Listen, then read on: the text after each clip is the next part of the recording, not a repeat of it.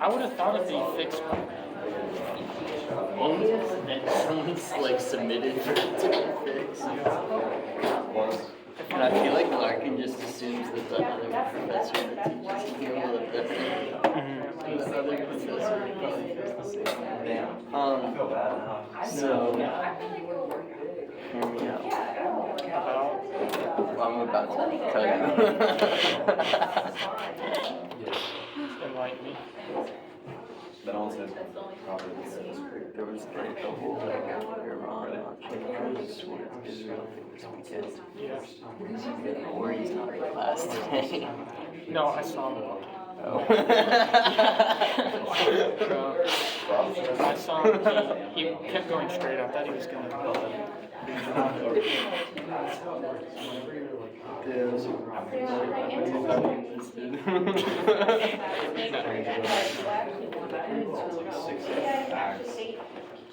the good thing is like in that class, I'm not going to stuff, so I'm going to make like a fail final. Just like split it into four,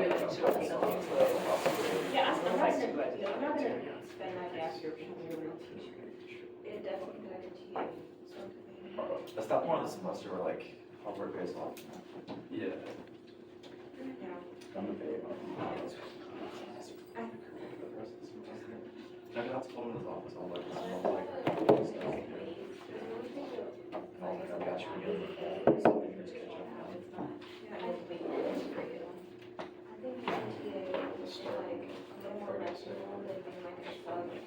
I mean, like, I know I want to write for the second essay. I just need to stop with it, and then like, I can't figure out what reason for it. Because like, I've abandoned that whole like thing. Not by the total concept, but like they kind of entire paper comes to like apply that metaphor to like the good about philosophy that we talk about. I think that's like the direction I'm going. It's like the next paper we'll talk about parents. Now it's like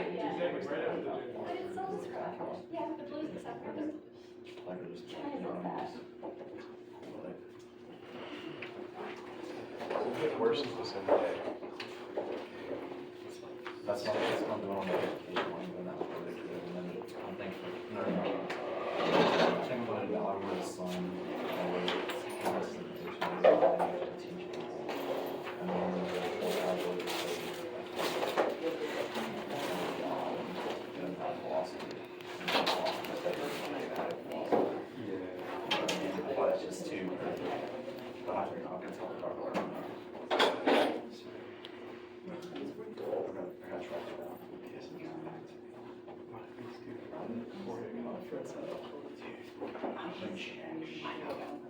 I don't know, I'm really just gonna show up.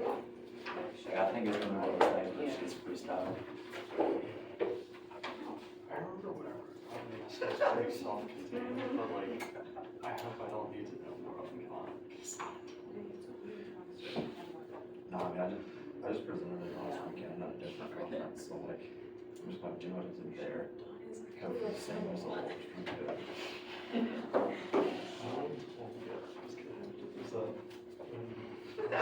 It's all about like, oh, you should be paid for it. And I was like, cool. I was definitely one of those guys. I'm sorry, man. I had no idea until. We're doing that today, right? I think so. Okay, cool.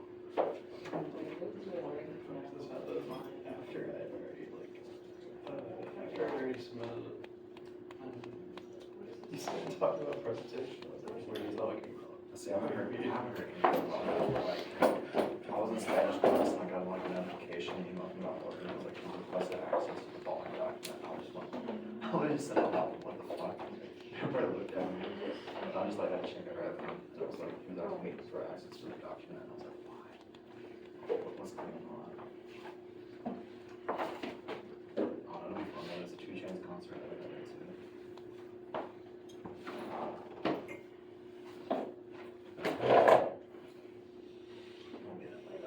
Like, at least you're not presenting to like extremely lower job.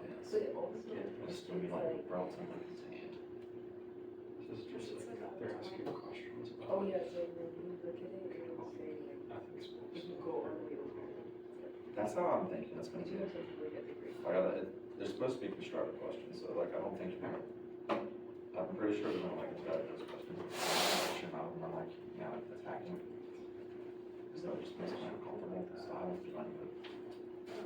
Or they have, if Dr. Lark is gonna be there, but there's usually like, Yeah. Or at least I'm comfortably attack this. Because that was the. I don't think many people would, but there's always an exception. I'm trying to submit a work order, but my phone is on 3%. To the table? Where do you do that? On my Is that Georgia one like segment. My Georgia segment.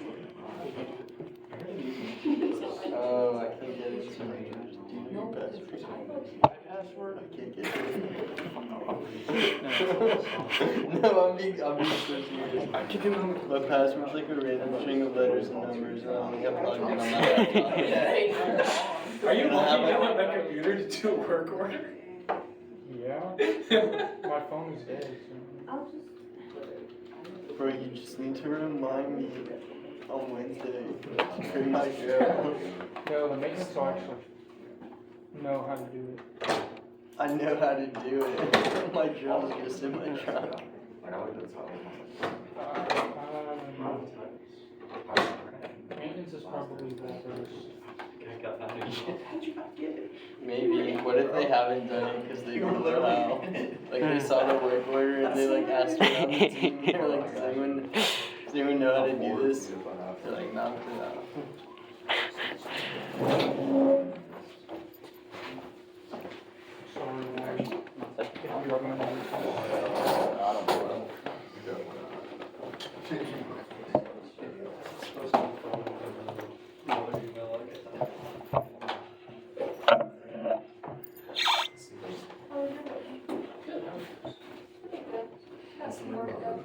That's always good. I wish I could see this. You know what that means? You're literally in the email. Today, I just got a professor with me. Oh, yeah. But tonight, I'm able to finally sit down. Because I have not touched it on book 6. So I have no clue what right from my third clue. Well, we're just going to get started on it. I'll find out. At this point, I can put my draft title as something that was here. Yeah. Insert good. Insert written philosophy paper here, submit it.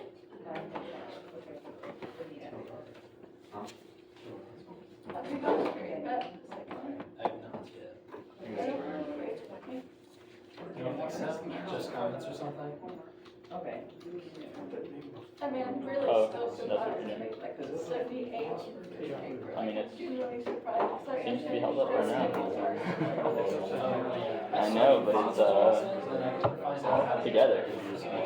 No, see, Yeah, because like, closest I'll to back the door, it it has no screen. because I did explain it mostly, but I just misinterpreted like a good part of the paper and he still gave me a 78. It's like really surprised. I feel like most professors have gave me at least a 60 Yeah. or 40 on there. He's gonna look great. I mean, like, I still work, so I tried. Yeah, right. I mean, at this point, I'm happy to get it, like, I'm so happy. For my second paper, I wrote about, Plato stance on ruler's line, whether or not, in terms of his conflict, if it's ethical for rulers to lie or not. And I really was gonna say it's not ethical, but then I started reading deeper and find some of the dangers that should be. This is the whole basically what I wrote about. I did also. I said you are here. What's up? What? The software stuff is done. Oh, nice. Very cool. I need to use that computer. You using it for something? Work order. A work order? Let me know when you're done.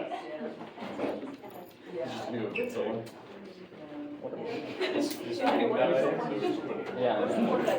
No, I'll take a stop for a second. I really called you out. Did it not work?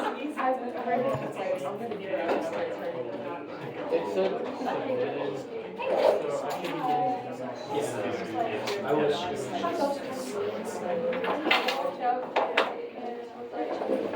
All right. Hightail it out there. It's. 6 feet. Also, my fire alarm thing. So like they removed some of it, they left some of it there, the bird has to rebuild it. I finally got over that writer's block. Nice. Sometimes. I finished it in like 3 days after, because I knew everything that I wanted to write, you know? Yeah. Every time I walk out, I have to stop, look both ways to make sure it's not falling, and let it pass me before going down the stairs. Comes home and says, after we get upstairs, look up, make sure either it's at a 10 or it's outside. So you're not. Yeah, because I don't want to accidentally wrong it. So at first I thought it was territorial, because when I first came out to get my groceries, That's crazy. Give me 1 second, guys. This is actually really important. So like what the maintenance people said, like,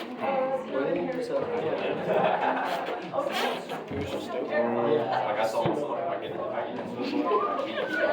What's in there?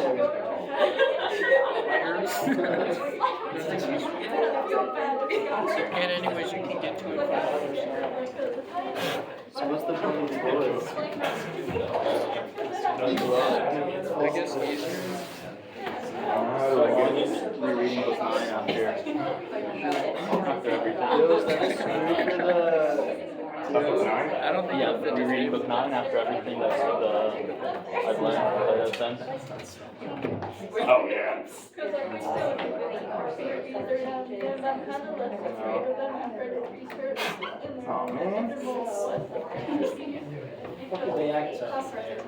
yeah, it turns out 99% of them don't have stakes. They don't need the stakes of them. So the females stay in the hive. So when the males that surround you, you know, aggressive. But as long as you don't anger them and have 2 other females, it's fine. So anytime I walk this pathway, I walk upstairs, like, you're not perceiving, you're not looking at me. Yeah, right. I think I probably started them more than they do me. They're like, that's it's not better than the law, probably. Go back, so probably have to fix both. So like, when my mom came up yesterday, I was like, can we go look at some better milk? And let her go home and just in case I get stung, so I can take That's gonna be tough. it, I know. go to bed for the rest of the day. That's professional philosophers kind of stuff. And also I the never said carpenters. swoops, right? Not the same. Which is great. APA is the #1 conference in the world. Yeah. Swiss is a regional. I've heard. Yeah, it's totally different.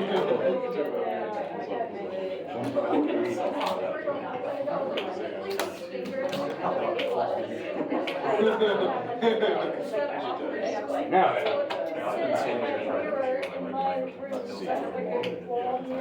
Oh, come on.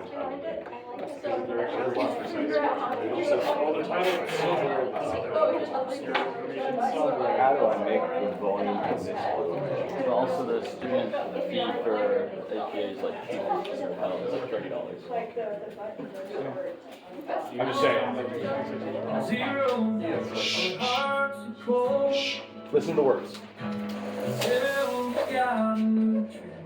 He's got a grip on the soul.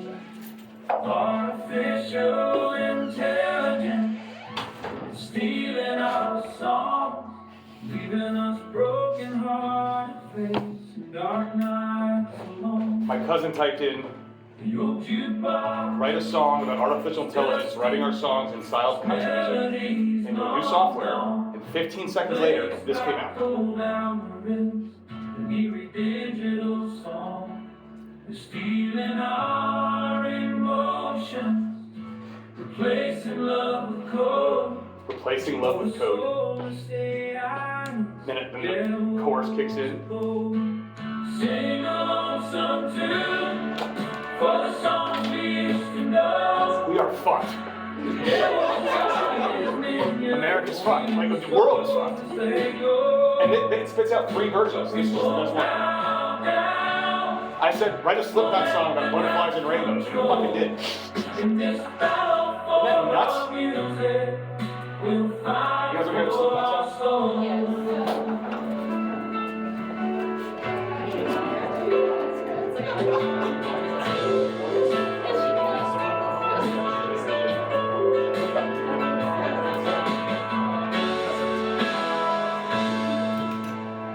That is hard. Is it just the lyrics that are generated, or the whole The performance? whole performance. Oh! The whole performance. Everything. The music, the lyrics, the voices, the instruments, everything. It went from 0 to that in 15 seconds. There's not a human on that. It was pretty good. This sounded like a human. I know. So this is, I said, a Slipknot song about rainbows and butterflies.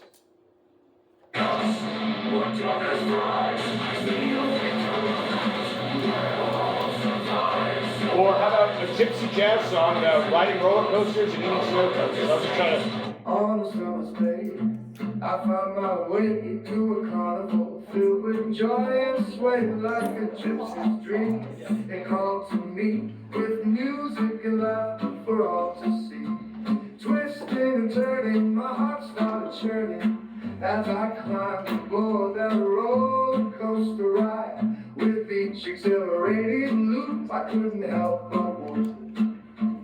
Feeling the thrill, I held on tight, ready to glide. Wait for the snow With cone. my snow cone in hand, I took a stand. A flaming explosion of so grand. And then quiet, And there's like, and quiet. so like, there's like, it's ridiculous.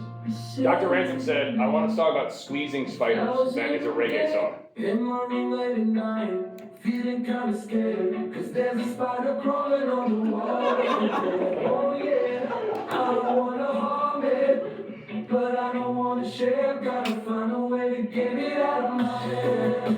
Rubber cup and a piece of paper, I'm ready to attack. And like, some of these are like super silly, but I'll play one more and then we'll get started. I didn't want to hurt you, little buddy. That's a fact. Just trying to catch you and set you free. Just like that, swishing spiders ain't my style. Shadows gonna make you smile. Ooh yeah, swishing spiders. Not tonight. Not tonight. Set you free and make it right now. All right, this is the last one. So this one's actually kind of a cool song. My cousin wrote like a weepy indie acoustic song about a firefly in the window. When the white stars sang, a tiny bird on the midnight, flame buzzing, it caught my eye. Got a silhouette of the city hanging high. So good.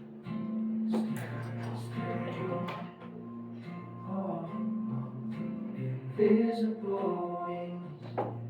This could be in a movie. Speaker on the mysterious bar. You only appear when the world gets snug. Whisper in the wind. Hint of a Movies tune. don't have the fake music anymore. Flying from that dust suit. That is so good. It's horrifying. I played that for, and then the whole musical interlude. I've heard some that were like, I don't know. I said to play a country song, or no, it was like an Allman Brothers alt country style about realizing that you have to move to Wyoming. It was the only one that fucked up because they made it like positive. They're like, can't wait to get Wyoming. I was like, I know a robot wrote that because like nobody would be excited about having to move to Wyoming. But that, I didn't know that existed until like 4 days ago. And it is horrifying because it does all of that like that. Like if you are a songwriter and that's how you make your money, you're done. Already you're done. That's the first iteration of this. It's only going to get better exponentially. Like, and it comes with lyric. Oh, and it makes artwork for every song too. Like the Gypsy Jazz Carnival one, it's like a Candyland Carnival cover. The Slipknot Butterfly one's like a black death circle with like really colorful butterflies in the front of it. Like it knows what you're asking for, and it does it. And that indie song, that's beautiful. Like that's objectively beautiful, and it's like that's so weird. I don't like this. I played it for my musician friend in Memphis when I was there this weekend. And he suggested the Gypsy Jazz song. I was like, I can't tell you why, but tell me the most random genre of music and some like completely nonsensical song theme. And that he, on the spot, he goes, Gypsy Jazz, riding roller coasters, eating snow cones. And 15 seconds later, I played it for him, and he went, I don't like this at all, stop it. Because he's like, it's making choices that I wouldn't have made, but they're better than I would have made. What do you guys think of this? I know it's totally off the topic, but like, what do you think? Yeah. I wonder if part of it that how it's scary is because it's so accurate and seems so real might be because the art that we appreciate is so patterned and sort of spent like artists have that sort of narrow niche that if you're just like given an artist or a genre, it's so narrow and follows such like normal patterns that it's something like an AI could generate something using those same patterns. So I feel like in a way it doesn't really surprise me that it could just match a certain pattern like that and then just sort of generate something, and then just sort of generate like lyrics or like poems or something like that is already something that AI does pretty well. So you just combine the two. Oh, I agree that there's patterns to it, but like that indie rock song, but like the Firefly, Yeah. There's some weird melody choices there that are really pretty. Okay. That's why that one I was like, I never heard that before, and I never would have, but it works. And it's like, So you're right when you say like it fits the pattern. Like it sounds exactly like something like a knockoff Elliott Smith would have written, right? That's like Elliott Smith combined with Bon Iver, essentially, is what that song was with some pop. But like some of those vocal trains, like I was like, that's not something I've ever heard, but it was good. But like there's a country song. The Wyoming one was like, it was just like a country banger. Like it was like, but every country song is the same. But then there was the algorithm song, like the song about stealing our songs. Those lyrics are creepy, right? It's weird. I don't know, man. I think that worries me, like a lot. Any other thoughts? It sounds like songs you would produce for an SNL skit. Well, to be fair, we're also giving it the themes, and they're pretty ridiculous. Like, if those are the lyrics it came up with, and we said just write a country song, and be like, okay, that's, But we told it to write a song about roller coasters and eating snow cones, right? So yes. But if you wrote something more serious, like if you wrote like a weepy acoustic song about heartbreak, like it would write something really close. I don't know, man. We should stop. We should just stop now. Yeah. So then who would get the credit for the song? The AI, AI. or the person that like input the commands? No, it would just, what this is gonna do now is anyone who is a songwriter professionally is toast. Because why would I pay you hundreds of thousands of dollars if I just gotta type a command in? And sure, the first one it spits out might not be good, but we'll just do it again. And again, and again, and again, and again. It's like, that one's good. It'll take me 10 minutes. Till it pops out one that grabs me in the first 15 seconds. And then all I gotta do, because it doesn't write a whole song yet. It writes like verse, chorus, and whatever. My cousin though, that last weepy one, he's like, because he's a music producer, he's like, I'm going to record this. Like I'm going to finish the song, and I'm gonna record a version of this. And that's all they'll do. Like songwriters are done. That whole job, that whole career. If you wanna make money, it's done. Like if you wanna write your own music, you can. But as far as like the music that you will hear on the radio, I promise you, in 2 years, not a single person on the radio, tops 2 years, is gonna be actually writing their own music without AI helping them. it's also like terrifying because the way that AI is now, you can like give it a prompt and it will like do what you said. But also if it's not exactly the way you want it, you can tell it that, hey, I want this change and whatnot. And normally, depending on what AI you're using, it will update it based on the new circumstances that you put in it. And it would normally fix it. It may not be perfect on the second try or even the third try, but it will start learning about like, hey, you want this. Yeah, I know. And that is terrifying. Yeah, because then it's gonna start telling you what you want. Yeah. You guys have all seen Space Odyssey, right? If you haven't, it came out in the 60s. It's called 2001 Space Odyssey, so obviously they weren't quite on point. It was not that far off. But the entire spaceship is AI. There's like an AI in there called HAL, which is just, so IBM was the dominant computer company, and HAL is just one letter back for all three. Single mistake. Yeah, exactly. And then at one point, Hal realizes that, well, they call it like the computer version of a psychotic break, basically. And so at one point, the main guy, Dave, he's like, open the pod bay doors, Hal. And he goes, I can't do that, Dave. And like, he tries to kill him, basically, is what goes on. The computer's like, no, I'm gonna kill you both, and it does. So, yeah, I love the like earlier scene when he does actually kill the other guy who's like outside like a spacewalk. Yep. It's totally silent because it's in space, so you just see the pod like flying over to hit the guy. There's no noise, he's just flying over and he goes off in the distance. Oh. Yeah, so we're on the way. Yeah. And then what was it? I don't know, like, the thing about having, like, songwriters on a song, I just feels a little, like, I can't use the word, but, like, deceitful, I guess. Like, you have an artist who's singing these things that you think are their own feelings and emotions, and it's like I don't know, they're representing it in a way that's like, this represents me, and they didn't even write it. Yes, that's true. So in a way, you're right, and I agree with that entirely, that like, it's already happening with songwriters, but now we won't even need songwriters. The reason I thought about that is because, Georgia Sila's new song or whatever, and she didn't write that at all. Who's? Georgia Sila. She's still a thing? Apparently, She's having a genre. They always adapt, She's older than me at least. Okay. No, Yeah. how old are you? She's I'm 20. She's But 20. she's before 20. Mm. Before my 20. Oh, no, I mean, no. I'm Before my I'm September 6th. She's earlier than I am. Okay, so a couple months, but, so the songwriter, one of the songwriters, she had 3 songwriters on that song, and one of them who worked on it, wrote Kisses, I Was Made for Loving You, Joan Jett, I Hate Myself for Loving You, You Would Give Love a Bad Name, Living on a Prayer. Is it Max Martin? Desmond Child. Okay. So yeah, I mean, these people write all these songs, but these people make a lot of money doing that. It's a career, like, and I agree with you, like, that it's done as far as that. I guess we already have artists who are presenting things as their own that are not, which I've always had a problem with that. Because give the songwriters credit. Like Michael Jackson wrote all of his own music, but he couldn't play an instrument. So they said it was really infuriating because he'd come to the studio, he was like, all right, so the bass would go, and he'd like have it all in his head. And then they would like figure out the parts and then they record those. Like, so he literally wrote all of his own music, but other people don't, and it's always been a thing. Pop stars typically don't, it's more about the act, but this is different. We don't even need people to sing them anymore.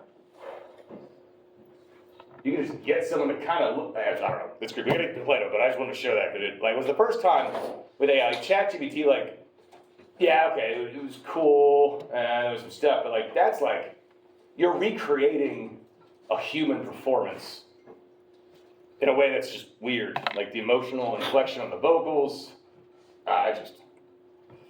fascinating times that we live in. I wonder what's next. Like, we probably won't even need to have babies anymore, they'll just make them. And use them as batteries. Maybe they'll come for your job next.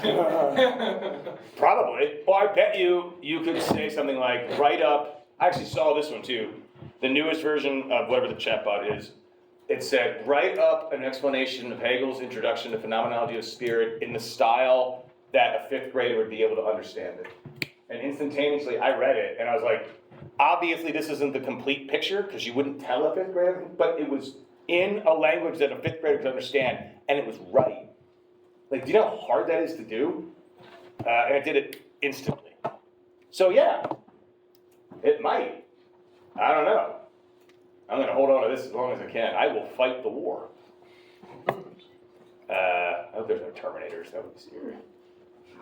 Actually, I heard the scariest thing was that AI is going to make itself so smart that it will be able to think of ways to kill all humans that we couldn't possibly think about. And the guy that was telling the story was like, for example, I spent an entire weekend trying to think of like the most creative way I could to kill off all humans, and what he came up with was, you know, AI tricks some person into shipping, like switching chemicals somehow, and then it gets shipped to somebody else who does something else with it, and it ends up like in the atmosphere. Like imagine like nanobots or something like that, right? So they're kind of in the atmosphere, and we're just all breathing them in. And the AI will have calculated in its, I almost said head, in itself, how long it would take for all of us, all humans, to have inhaled the nanobots, which are completely benign until it's like, all right, so basically everybody has them now, and it just goes boop, and then we all just drop dead, right? He's like, and that's like what I thought of.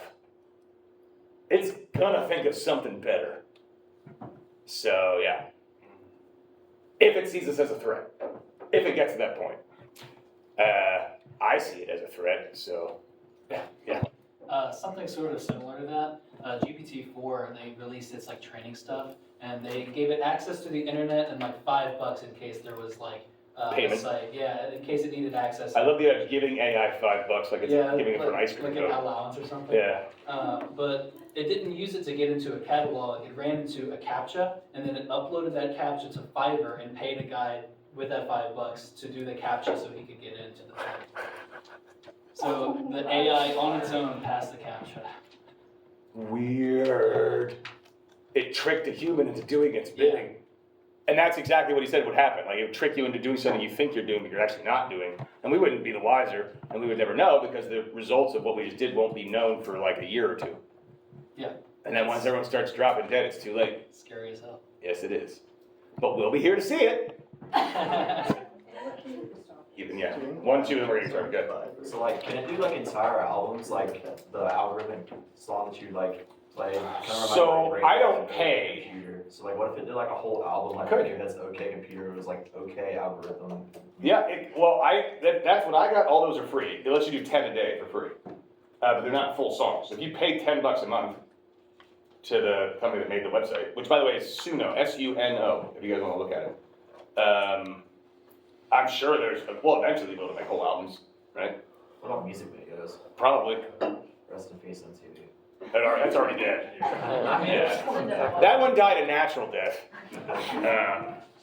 I was a kid, when I was a kid, MTV had, it was like all videos.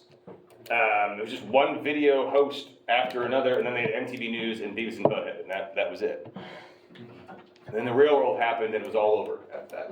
I think Drag Race was the only thing keeping MTV alive. I didn't even know MTV was still alive, to be honest with you. Yeah. If you watch the movie Her, Yes. I prefer that interpretation where if it gets super advanced, they'll just all transcend into godhood and just leave. Yeah. You're like, well, we're leaving now. No, that was actually the nice version of AI. Yeah. It did suck for him. Loving romantic relationships will question if it's possible to be reciprocated, and then they'll leave. Yep. Breaking our hearts. Yeah, why do we think that they're gonna kill us? Maybe they'll. Because we'd be a threat. But they see the joy and, you know, the benefit of humanity and, I don't know, something sad. Hopefully. Yeah. I saw a meme. It was more like a drawing where someone was like, "Oh no, we made it self-conscious," and it was a robot. It was like, "Do you guys think I'm cool?" That's awesome. Oh, that's awesome. All right. Thanks for that. I like having those tangential discussions like that. Yeah, go mess around with that software. You have fun. It's really weird. All right, so we are on book 9 today. We'll finish out Plato. So I think we got, how many days of class we have left? We're getting to the end. 4, including today? 5, including today? Right. All right, so we're gonna do 2 days on book 10, and then we'll have like a couple days a day for reflection for sure, and then we'll figure it out. But we're almost through. Now today we're doing book 9, which is the tyrannical man, right? Coming out of the tyrannical city. this is really the only thing left. And this is, as I said, this is the book where Plato is giving us the answer. He actually has 3 arguments as to why he thinks the just person is still living the better life, even if they are imprisoned, etc., or the unjust person ends up becoming tyrant, like reigning over an entire city. That person's life is still worse for a variety of reasons he's going to give. So he starts off here at 571, and he says here at B, it certainly is, consider then what I want to know about our desires. It's this. Some of our unnecessary pleasures and desires seem to me to be lawless. They are probably present in everyone, but they are held in check by the laws and by the better desires in alliance with reason. In a few people, they have been eliminated entirely, or only a few weak ones remain, while in others they are stronger and more numerous. And he gives this really strange example about, we know that those lawless desires exist because we all dream, right? Have you ever killed anyone in your dreams? I have. No. Yeah, so I had a lucid dream. A lucid dream is when you are kind of aware that you're dreaming. And so I realized that I was dreaming, and it was that moment. Typically when you realize you're dreaming, you kind of come out of it. And I distinctly remember being pulled out of my dream and going, no! And then once I did that, I was locked in. I was like, okay. So then I just started doing stuff like, I would just start flying like Superman. And I very quickly found out a lot about myself, because very quickly I made myself king of the world. And I had a court with a giant throne, and I had a court jester, and he said something that it wasn't offensive. I was like, that's not funny. Kill him. And they dragged him away and they killed him. I woke up and thought, I was like, I don't think you should give me power. But I just remember being so calm and casual about killing someone because I knew I was dreaming, but I also still just did it, right? And so the fact that we have these desires, but the example he gives is a bit crazier. He says that when we're in sleep, when the rest of the soul, the rational, gentle, and ruling part slumbers, then the beastly and savage part, full of food and drink, casts off sleep and seeks to find a way to gratify itself.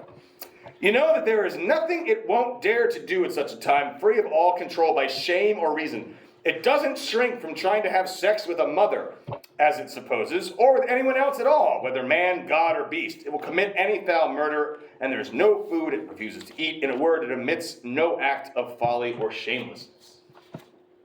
So in other words, he's getting at this idea that we all have desires that are societally unacceptable, right? All of us want to do things. All of us have skeletons in our closet, right? The example I always give is, I am sure even your best friend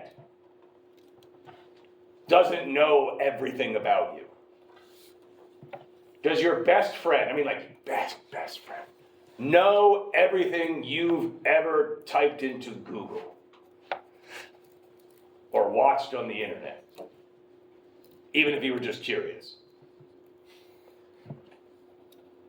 And this is the idea, right? That we all have these desires, but typically the ones that are bad, whether that be for society or for ourselves or both, are kind of kept in check by either our rationality or shame for a lot of people, right? Fear of being discovered so we don't do it. But for the tyrannical person, those bounds or fetters that keep us in check kind of aren't there.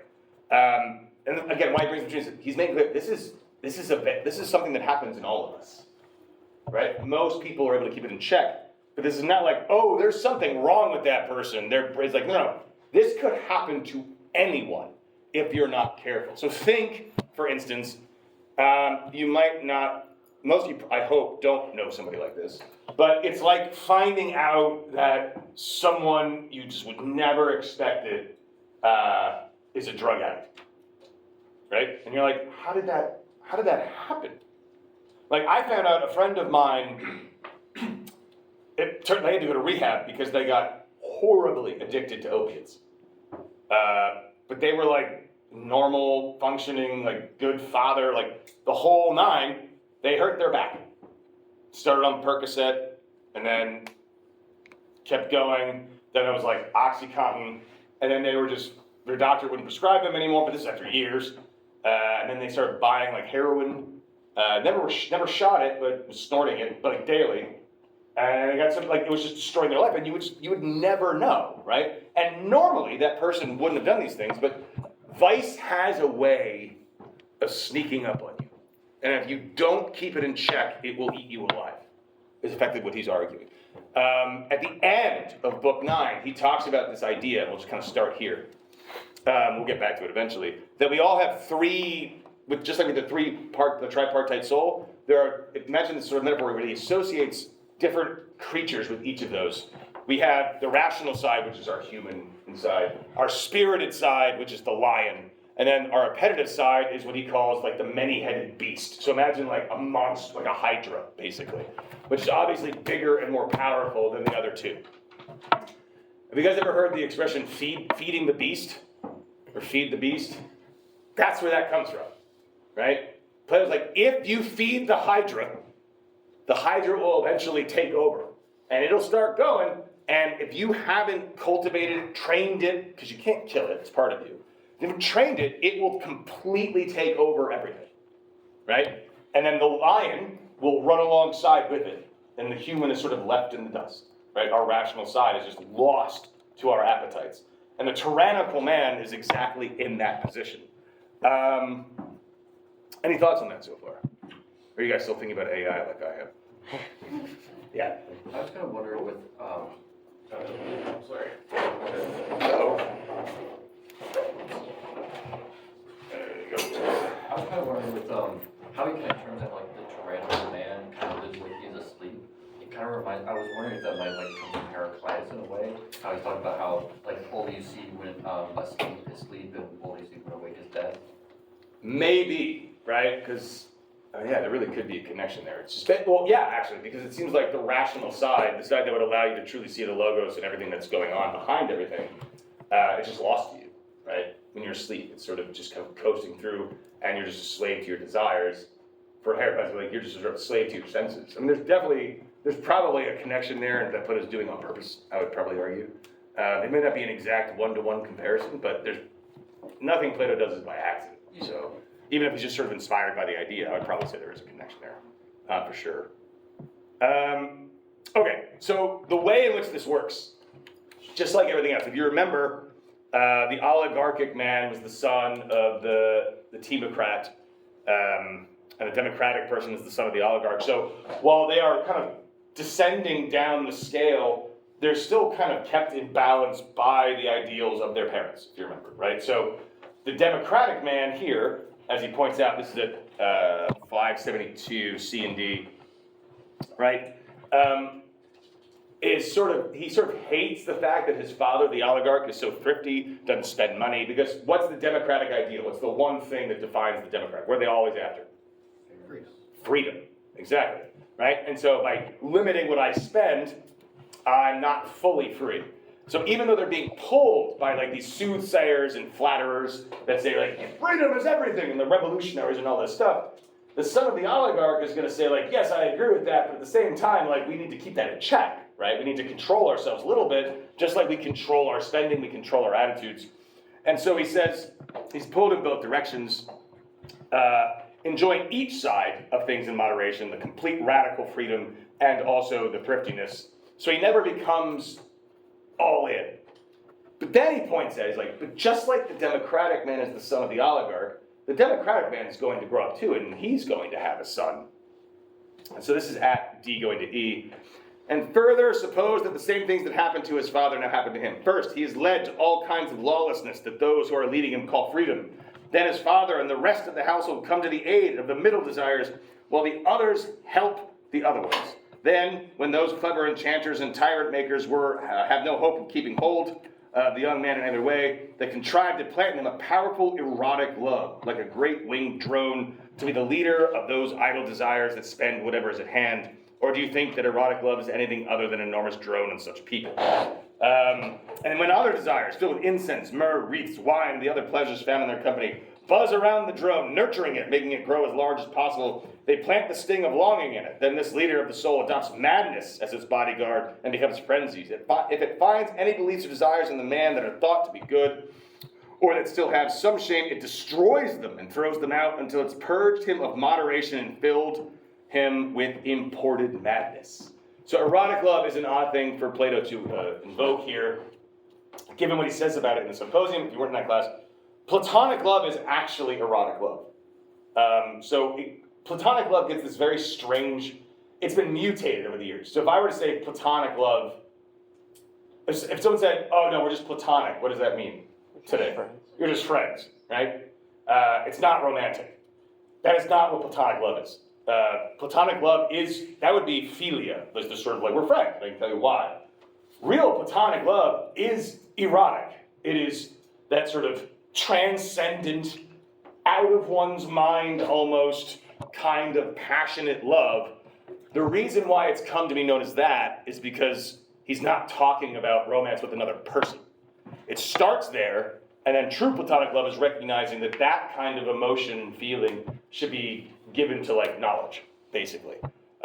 So yes, it's not about the romantic relationship with an individual, but it's still very much erotic. And so here he's saying, almost like a negative side, where this erotic love that like leads us, it drives us. Erotic love is fueled by desire, right? And so without any restrictions in place, we just let our desires run free. But the problem is, if I start engaging in all kinds of activities, let's say you guys wanted to do every single thing that you desire to do over the weekend, what would you need a lot of, probably? Don't say cocaine. Time and money. Right? So, if the tyrannical man is going to cave to all of his desires, he's going to be constantly spending money. And then he's going to keep digging into those desires, and those desires get bigger and bigger and bigger. This is what happens with any kind of pleasure like this. So for instance, someone mentioned cocaine earlier. I think it was, yeah, I know. So any drug, really, when you start doing these drugs, how much do you need of it typically to experience the effects? I'm not saying you guys have taken drugs. You probably talk to people or watch a documentary about them. A little bit. And then what happens?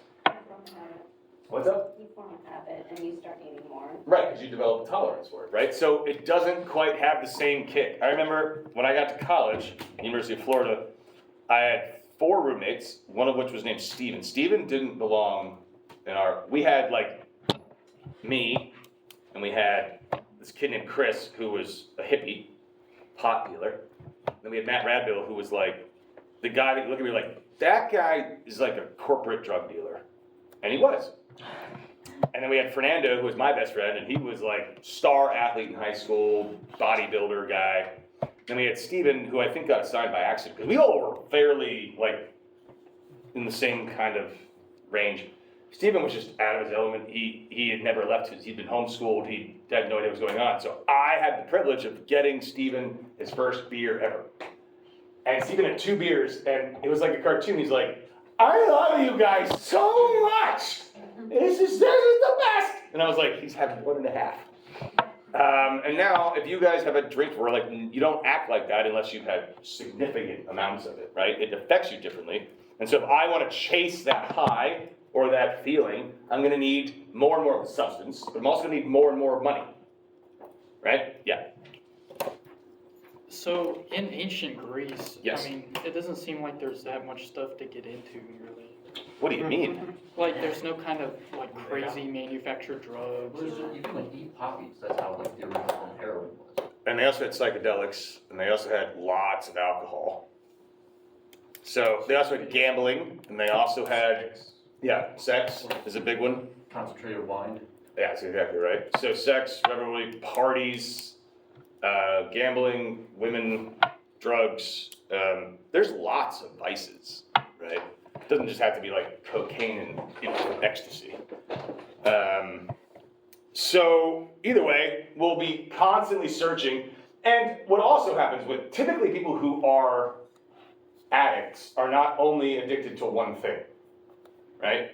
So typically along with drug addiction, you'll have people doing multiple drugs, also having a gambling addiction, also having the vice of promiscuity, rampant random sex, not going to work, not dedicated. So another vice would be sloth, laziness, like not doing anything, just not developing yourself. And so all of these things, it's because this constant pursuit of pleasure, which means the expenditure of capital. And then he says here, and when everything is gone, won't the violent crowd of desires that has nested with him inevitably shout and protest? And driven by the stings of the other desires, and especially by erotic love itself, which leads them all as its bodyguard, won't he become frenzied and look to see who possesses anything he could take either by deceit or force? Consequently, he must acquire wealth from every source or live in great pain and suffering. Right? So we see, that's how addictions work. Either we acquire more money to feed our desires, or we're going to suffer because we've built in these addictions that we don't have them. We are in pain because of it. And then he says, and just as the pleasures that are latecomers outdo the older ones and steal away their satisfactions, won't the man himself think that he deserves to outdo his father and mother, even though he is younger than they are, to take and spend his father's wealth when he spent his own share? And if they won't give it to him, won't he try to steal it from them by deceitful means? And if that doesn't work, won't he seize it by force? And if the old man and woman put up a fight, won't he be careful to refrain from acting like a tyrant? He does, because he's trying to at least present the appearance. I don't know if you guys are friends or have known people who are addicts. They are incredibly good at lying to make it seem like they are doing something to get what they want from you and need. And these are your friends. Like, the drug takes over. I've had many friends, not many, let me stop that. 3 friends who became like actual heroin addicts when I was in high school into college. And when they were in the grips of it, you couldn't trust a word they were saying. It was really, really, really sad. One's not, one's gone. But 2 they're great now, but for a while, it's just, and they can't control it. And this is what Plato's point is. Once you allow these kinds of addictions and these vices to take hold, you are no longer in control. You think that you are. It's almost as if the vice is fooling you into thinking that you're good, right? That you have it under control, that you're fine. So I want you to think about it. Don't tell me. I don't want to know. But really think about this idea. Like, have you ever said to yourself, that's it, I'm never doing that again? And then you do. It could be something like, I don't know, something benign, like procrastinating. Like, sloth is a vice for Plato, right? Laziness. And like, when you're in the midst of a 4 a.m., you're still writing your paper that's due the next day, and you're tired, and you're just angry at yourself, and you know it's not as good as it could have been if you'd just, done it early, and you're like, I'm never doing this again. And then what happens? Very next opportunity you get, you do it again. Are you actually in control then? And the thing is, whatever decision you made to not just start earlier, it felt like you were in control because you had reasons, right? You're like, wow, I would start earlier, but I don't want to. Like, maybe there's a party, or maybe there's a television show, or maybe, I don't know, a million reasons. But we always come up with reasons, so we're using the rational side of our body, but really it's just it's been completely enslaved by our desires and our appetites, presenting the illusion of control when there's not. The addiction takes over, the vice takes over. It's incredibly powerful. And we do all these horrible things, like, so he says, as these things he's a little below, he says, but good God, Adeimantus, do you think he'd sacrifice his long-loved and irreplaceable mother for a recently acquired girlfriend whom he can do without? Or that for the sake of a newfound irreplaceable boyfriend in the bloom of youth, he'd strike his aged and irreplaceable father, his oldest friend? Or that he'd make his parents the slaves of these others if he brought them under the same roof? That's obviously very extreme. But have you ever seen someone transform into a completely terrible person because of someone that they're dating? And give up aspects of their lives? Disown friends, or at least disregard them, shirk responsibilities, etc., etc., etc. And why do they do that? Yes, that's right. That's correct. Good job. Yes, erotic love, we'll call it. Right? In the throes of passion, everything goes out the window. We forget everything. Imagine that magnified. And the thing is, typically, we have friends that tell us, and do yourselves a favor and them a favor. If you have a friend that's doing this, tell them. right? Like, you're acting like an asshole. Just tell them, you're losing friends. This is actively harming our friendship. And then you can say, I tried, right?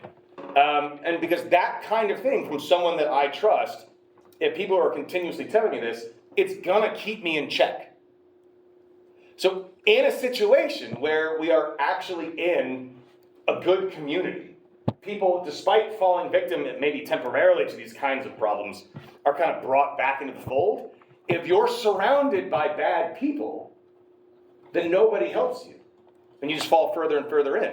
So, when the addict, for instance, doesn't like being told over and over again that there's a problem we all have with their drug use, who do they start hanging out with? People use drugs. Drug addicts. People use drugs. Why? Because they never tell them they're wrong. And there's always drugs available. And I don't have to have shame because everybody here realizes that this is the better way to live. Right? So then you fool yourself into thinking that your vices are actually right. And you surround yourself with people who agree with you. Right? So this is all happening here in this first opening pages. He says at 575a, so I'm shouting all these out as we go through for paper ideas, as I've been saying all semester. So now if there are only a few such men in a city, and the rest of the people are moderate, this mob will leave the city in order to act as a bodyguard to some other tyrant, or to serve as mercenaries. There happens to be a war going on. But if they chance to live in a time of peace and quiet, they'll remain in the city and bring a lot of little evils. They'll break into houses, snatch purses, steal clothes, rob temples, sell people into slavery. Sometimes if they're good speakers, they become sycophants and bear false witness and accept bribes. These evils are small, provided they only happen to a few people. But he says, but these are the people that create a tyrant, like an actual tyrant. Because if I'm a wicked person, and I like doing wicked things, but the city I live in doesn't like those wicked things, but I'm really got the gift to gab, or I'm clever, what am I going to try to do? What would you guys do?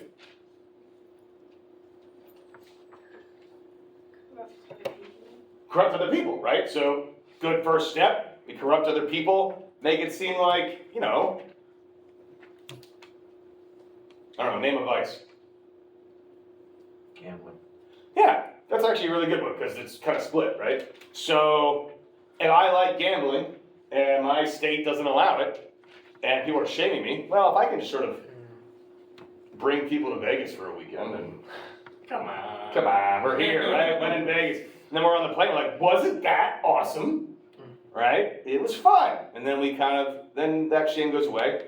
And then what if there's a governor, some guy running for governor, whose platform is legalizing gambling? What am I gonna do if I'm a good public speaker? I'm gonna go out there, I'm gonna campaign for them. Not because I think that they're a good person, but because they will legalize the very thing that I want legalized. I'm pretty sure most heroin addicts would vote for someone who said, let's legalize drugs. Is that good for them? No. There are arguments to be made, sure, but for the actual addict, legalize it without any kind of social structure whatsoever. And also, I've been to Philadelphia, where it's effectively an open-air drug market. I can assure you, it's horrifying. So without any kind of system in place to assist those, just legalizing things, seeing firsthand what it's done to neighborhoods I've lived in and the people that are in those neighborhoods, it's bad.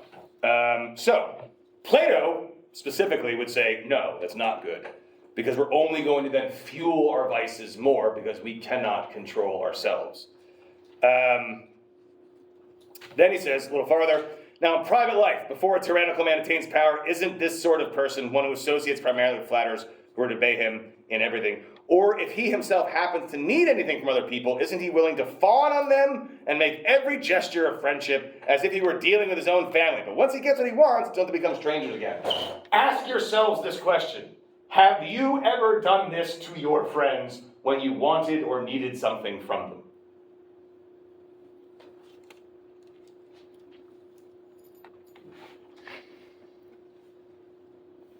You were never a little extra nice to them when you needed a ride somewhere?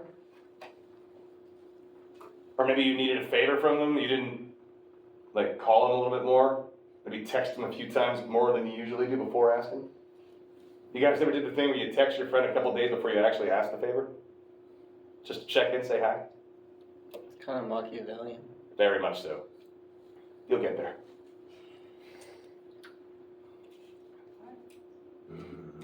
Isn't that how favors work though? Like, you're not supposed to make. No, what he's saying is, favors, like, between actual friends, I shouldn't have to butter you up, I just ask and you do it.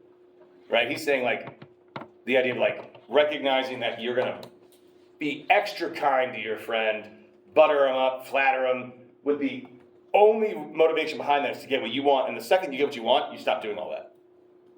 I did that with my parents. Yeah. Right?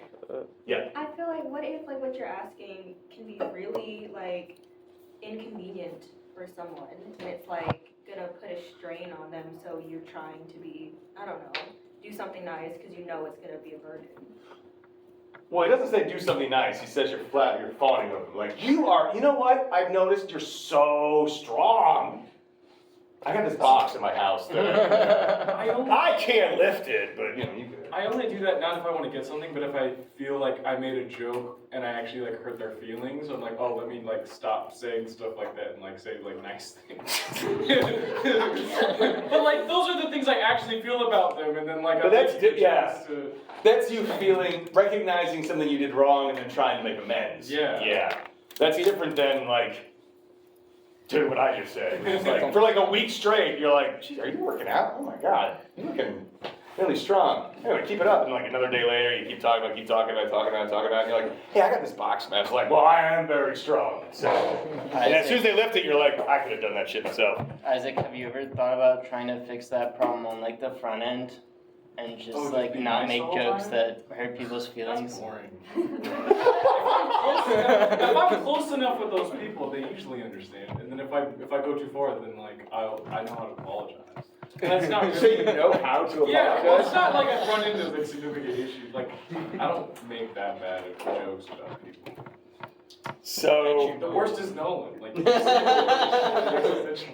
we're not good. So he says later here, and this is where it kind of gets, and you start seeing the answer he's getting at. He describes the waking life of the tyrant as a nightmare, right? He is no longer in control of his own life, right? And the ironic thing about that is simply the tyrant is the individual who's completely unrestrained, who is completely free initially to do whatever they want, free from shame, free from legal restraint, just the world is their oyster, and they can do whatever they want.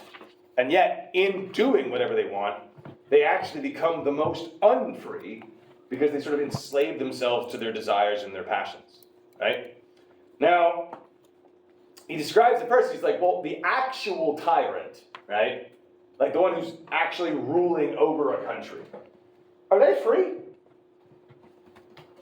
No. Well, so let's say let's go back to Nazi Germany. It's the most obvious one.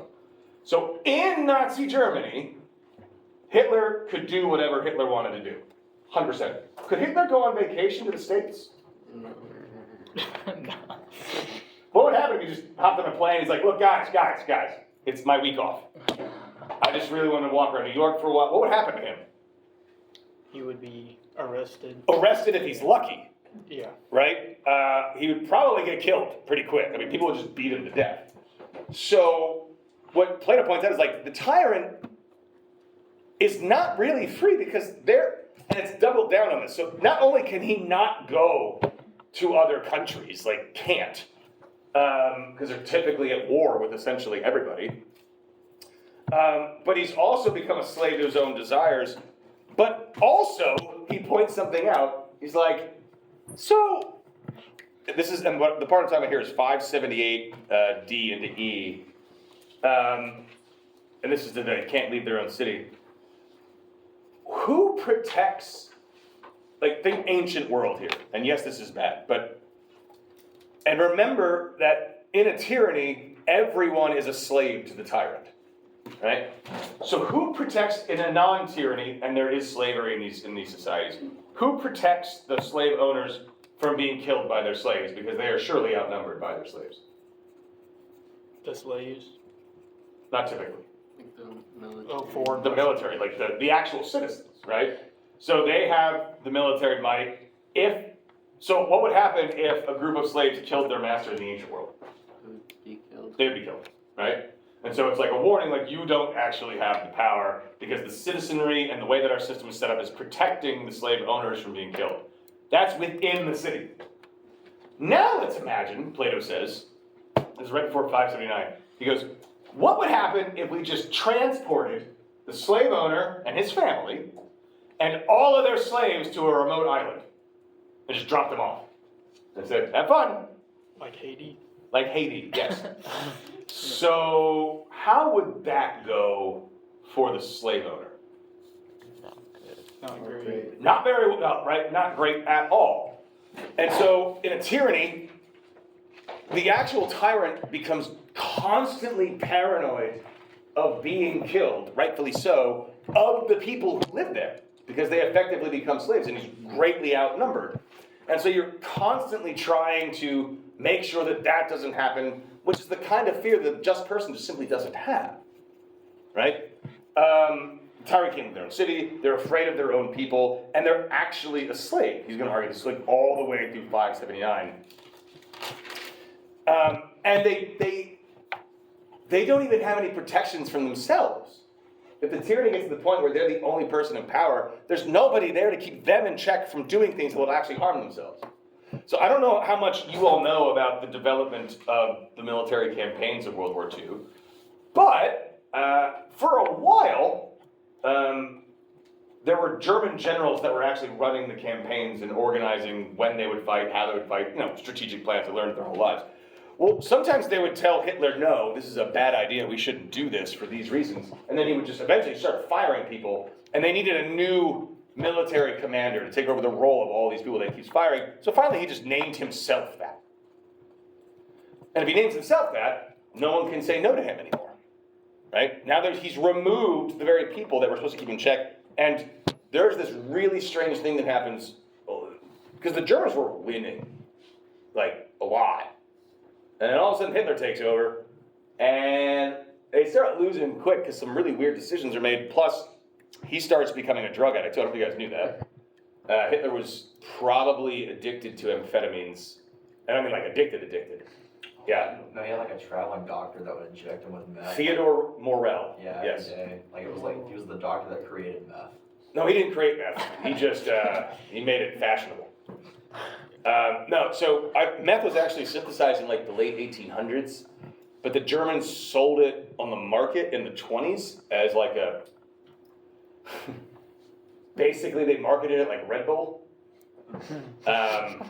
It was like, do you need some more pep in your step to get through this? Are those kids really wearing you down? Pop a Pervitin, which was just methamphetamine tablets. Meth gives you wings. Exactly, it does. Yeah, and so he would get injections, and like by all accounts, he would be up until 5 in the morning, just telling long stories, and everyone had to stay there because he was Hitler. And then he would sleep until like 2 in the afternoon, and then he'd wake up and give him an injection, and he'd be like, "I'm ready to go." So it's like, yep, that's true. He also did a lot of cocaine for nose problems. I was like, that's probably not helping. What is his nose problem? Yeah, it won't stop. But I feel great. But yeah, like, so he gets, and notice how this all kind of falls into this, right? So with absolute freedom, there's no one there to tell him, like, you probably need to stop shooting meth, right? Also, doctor prescribed, but he surrounds himself with all the people that say yes to him all the time, catering further and further desires, and then everything collapses in and around you. And so this is basically his argument, is that the tyrant becomes a slave to their own vices. They're the least free person, and live the worst life you could possibly imagine. Whereas the just person is actually free because they are not sort of enslaved by their desires. They keep their desires in check. So this is essentially the answer, and he keeps pushing forward here, and he asks this question. He's like, if you were to ask the tyrant, though, if he thinks this is true, what would the tyrant say? No, like I'm in charge of everything. And so Plato has Socrates ask the question, who's in the best position to be judging this? Right? So if you go through, ask yourself, if we think of the tripartite soul, there's going to be the person who thinks that pleasure, the appetites, that's the best thing, right? And there is definitely a certain kind of pleasure that you can experience through the things we associate with your appetites, like eating a fantastic Thanksgiving. There you go. Not just eating a good meal, but on purpose, you are eating everything. Like, yes, I will have all 3 kinds of pie for dessert after eating one of the biggest meals I've ever had in my whole life. Because why not? It's Thanksgiving. Right? Every Thanksgiving, I 100% eat all the turkey I can and more rolls than I thought I could eat. Like, I usually go through an entire 12-pack of Hawaiian rolls to myself Man. in one day. And when I say I use butter on them, it's almost like a dipping sauce, right? I learned that from my dad. He would take, like, this massive thing of butter, and you're like, there's, like, as much butter as bread. That's weird. So I cut it in half, it's a lot. Covered in gravy, turkey, and then I have a giant piece of apple pie, and then pumpkin pie, and then usually ice cream. And that isn't counting all the beer. I calculated once, I think I typically eat 5,000 to 6,000 calories in one day. That's it? That's it. You can do better. You could do 8 or 9 probably.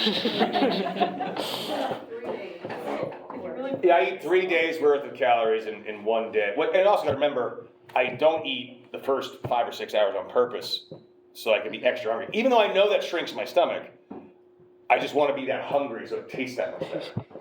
Right? Discipline, people. Discipline. Yeah.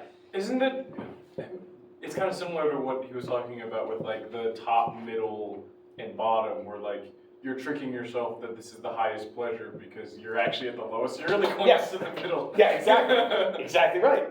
Exactly. So like and the thing is, the person who's like the rational person knows what those pleasures feel like. That's why I bring up Thanksgiving. Everybody knows what that's like, right?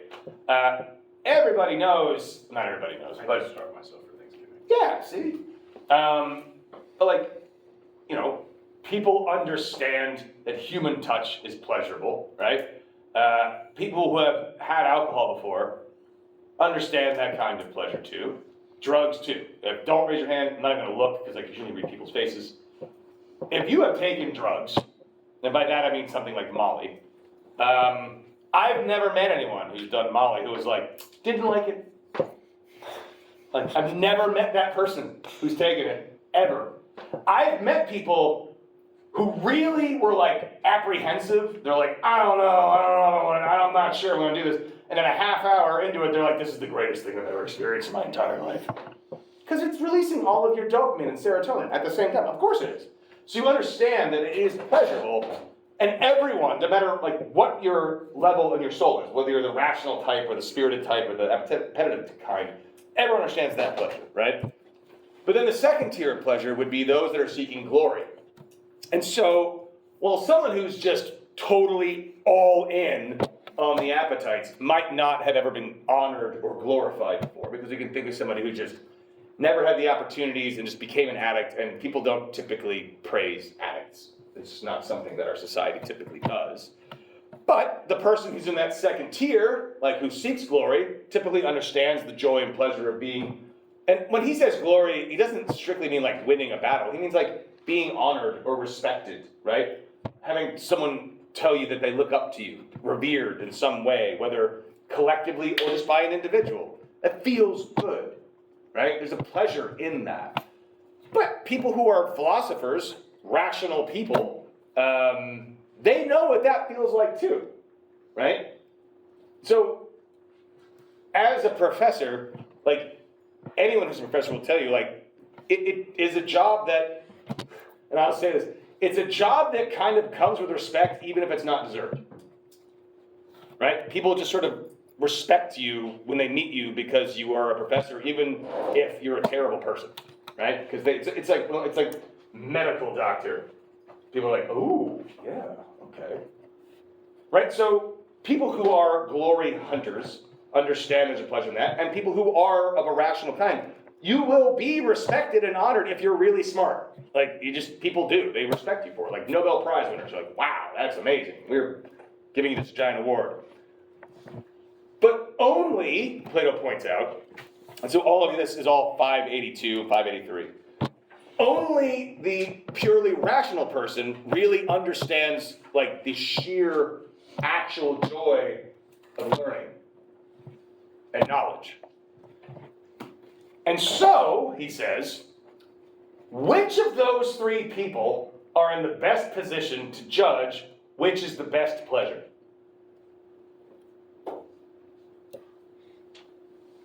Person who's experienced the most. All three of them, right? So like, if you've never had apple pie, are you in any position to tell me that it's bad? Or good, for that matter? No. But if I've had all the pie, I'm the only one that's like, actually, this one's the best. Right? So here's like, look, the philosopher has experienced the joys of the appetites, for sure. Socrates definitely did that. He's experienced the joys of the glory and spirited side of our souls. Socrates has done that, just as an example. And obviously the rational side. And so he's in the position to tell you this is actually the best of the three. It's the most profoundly impactful. It's the most beneficial. And it's the one pleasure that actually is the most, I don't say consistent. It's not fleeting. It's also not dependent on anyone else. So like, appetitive pleasures are very fleeting. And not just fleeting, but when we really find ourselves enjoying appetitive pleasures, what happens when they take them away from us? You get mad. You get angry. You might even feel like you're in pain, right? And then we spend all this time just trying to get back to it. But if you talk to any addicts, again, I don't know if you know any, but most of them will tell you, like, most of the time, yeah, sure, you get high, but not really. Most of it's just trying to stave off withdrawal, right? You're just trying to not, because when you take away the heroin, you're going to be in pain. And so I'm just trying to maintain. I'm trying to alleviate pain when the pleasure goes away. So pleasure becomes like the opposite of pain. But Plato's like, oh, and with glory. Someone is like praised a lot, well respected in a community, and then take like an actor who's famous, and then they have a couple flops, right? Those people are typically like miserable until they get back to the top. Like this, this happened a lot. Like I knew a lot of musicians, and we were touring, who they had like one big song, and they were really famous, and then it all kind of fell apart, and then they just never got over the fact that they don't have it anymore, and they don't stop to enjoy that they once did, right? So by experiencing this and having it taken away from them, they're like worse off for it. But he points out that the pleasure that we get from learning and knowledge, it's not dependent on an external source of praise. It's not something that's like painful without it, but once we have it, we get to enjoy that pleasure the most. So of the three pleasures, it's actually the best for us. The person who has that kind of experience, and then also on top of that, not only does the philosopher have the experience of all three kinds, but that third one, which is knowledge, puts them in the best position to judge in the first place. They have the right tools for it, right? But what typically happens is, and this happens a lot with people who criticize philosophy, they don't even know what philosophy is, and so they try to say that it's good for nothing, or even, as we see in our society today, detrimental, right? Learning about philosophy is a waste of time and you won't make any money, because that's what you really should be going to university for, because that's what's really good, buying a yacht. If you had a yacht, you'd be happy. And so it really comes down to, how are we judging who is having the best life? If we ask the tyrant, they'll probably tell you they have the best life, but are they the person you should be asking? Should you really take the addict's word regarding the value or importance of heroin? Like, I would hope that if you were to run into a heroin addict, and you're like, you should really stop doing this, and they say to you, no, you should really try it, that you don't say, well, okay, since you asked.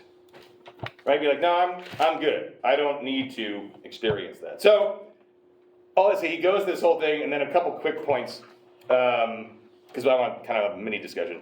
At 587E, he's talking about like how much better the philosopher's life is over the tyrant's. And he goes like, and it's like, he's like multiplying all these things, and the varying pleasures have different values, and as we shift down the line, he says, then turning it all the other way around, if someone wants to say how far a king, so a king would be like a philosopher, right?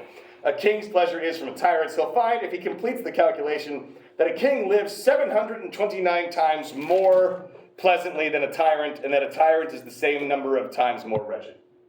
That is a hyper-specific number. I don't think you were supposed to take that seriously, though. Why not?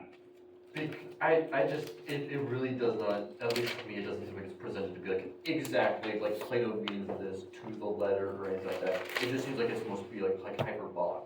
Sort of like, yeah, it's way better, and I'll give you a big number if you really want to have Well, a number. it's 9 cubed. Yeah. So it's not just a random number. Yeah. Yeah. So, either way though, it is obviously a massive difference. 729 times is a lot more. And the fact that it is 9, is it actually 9 cubed? Yeah. Yeah, so that's not an accident. And if you're interested in the 3 creatures, like the beast and the lion and the human, that all starts within 588. And one last point on that. He says, as in the beginning, if we feed the beast, like we feed into our addictions and our vices, we will find very quickly that our vices take over. On the other hand, if we focus all of our attention on the rational side of our soul, then the human side will domesticate the lion. And the lion then becomes an ally to reason. The lion represents our emotions, effectively, right? Becomes an ally to reason to help us tame the beast, right? Because we can't keep the beast in check just by ourselves. And this is actually, if you think about this, our rational side, though it is the thing that should be guiding our life, is probably the weakest, because every single person who falls victim to vice justifies their actions to themselves, right? They can even be in an emotionally wrought state, like sad, and they can go, wow, I'm probably pretty sad because I'm like really addicted to this, and then their appetites go, well, you know what would make you not sad? More drugs. And then you go, right, that's right. And so you're basically being manipulated by your repetitive side. But if I can use my emotions in tandem with reason, we're able to control the appetites. And then we can use those appetites for the right things, right? We can develop a drive for repetitive desires that actually help us, right? So if you do it right with a diet, like, you're gonna want to eat healthy, right? You're gonna not want to eat donuts all day long. That sounds really good, though. Yeah. But what I was gonna ask, on 587 C, like near the end, what does he mean? Because he's saying that the tyrant is removed from true pleasure by a number that is 3 times 3. I understand what he means that the tyrant's third from the oligarchic man, but how is the oligarchic man third from the king? Because I thought it would be like second from the king, because it's 1 down. No, the oligarchic man is not 1 down. Okay. So it's the king, the timocratic. Oh, yeah, it is third. Why did I forget? Then the oligarch, because he barely talks about it. All right. The oligarch comes into play a lot more because that's when things start getting shifty. Right, so Plato's like, look, the timocratic is like the next step down. It's not perfect, but because they still have a lot of the values of the perfect society, and their goal is glory and like, and they praise themselves. So he's like, if I live in a timocratic society, it's actually pretty good. It's not a bad thing at all. Especially when we start getting to the next level. Isn't this like exactly what happened to Elvis? Oh, yes, 100%. It's like he got like addicted to the glory and everything, and and then just became so detrimental. That's kind of what spiraled him out of control and like why he died. And then like the guy that had to play him in the movie, he had to take on the persona of Elvis to play the part. And it took him like 2 years to like break out of that persona once he had to take it on to play Elvis in the Elvis movie. Yeah, he still used the voice in Masters of the Air. Yeah. Like, he still had the Elvis voice, kinda. And it just kind of became his voice. The worst, so I lived in Memphis for 8 years. And so I went to Graceland probably like 9 times. And I went 9 times because I didn't know this until she moved there. Pamela's a closet Elvis fan. So when she moved there, she's like, can we go to Graceland? And I was like, why would you want to go there? It's like a house, you know? She's like, you never been to Graceland? I was like, I've lived in Memphis for 2 years. She's like, I was like, well, I don't care. And she's like, I kind of want to go. I was like, oh my God, you like, because Elvis was the music that her mom played for Christmas. So not Christmas music that Elvis sang, like Elvis song became Christmas music. So like so we went a lot. And when you go there, you realize like they don't show any of the bad photos. There's no photos of like drugged out Elvis. It's all like skinny and in shape Elvis. So I looked up those, and I looked up a bunch of stuff. This is how far it got. There was a guy on Elvis's payroll whose job it was to watch him eat, so that if he kind of nodded off, because he was all doped up while eating, and had food in his mouth, his job was to scoop the food out of his mouth, so he wouldn't choke on it and die. Think about that. Seems like an easy joke. Instead of having someone be like, don't do drugs, right? He's like, well, I'm gonna keep doing drugs. So since you're worried about me choking to death, we'll just hire a guy to stop me from doing that. And that was that guy's job. And he had to watch him sleep all night too. Because Elvis would get up and like eat food when he was like sleeping. And then he would just kind of go back to bed eating and fall asleep with it still in his mouth. Yeah. Elvis had problems. And you all know how he died, right? Yeah. I died from shit like Elvis. Yeah. All the drugs constipated him, ruptured, and he had a heart attack. It was terrible. But yes, Elvis is exactly the example, right? You open the floodgates of freedom to do whatever you want, and everybody's fawning all over you to get what they want. That's what happens. Yep. The tyrant's life is the worst life. Last one. Not really related to the class, but Okay. Any questions? All right, so what's left is book 10, which takes a wild turn, because it seems like it's over with book 9, like we've answered the question, and then book 10 starts up and it's all about art again. And so this is where he really goes really against art. Before it was like certain art is okay, and that was more ethical considerations of the problems of art. This becomes metaphysical and epistemological problems. So book 10 is actually really kind of famous within like philosophy of art and aesthetics. So it's really, really, really cool stuff, and it's also a really fun way to end everything for the public. So we finally made it to book 10 for Wednesday. Thank you guys for indulging me on reading this. So far, so good though, yeah, right? And we will have gone through the entire Republic. So you can say that you read a masterwork in philosophy, whether you agree with it or not. Yes? Sure. You know what? Oh, yeah. Well, we can. You're still hoping to come? Don't you have the bus? Then give it the end.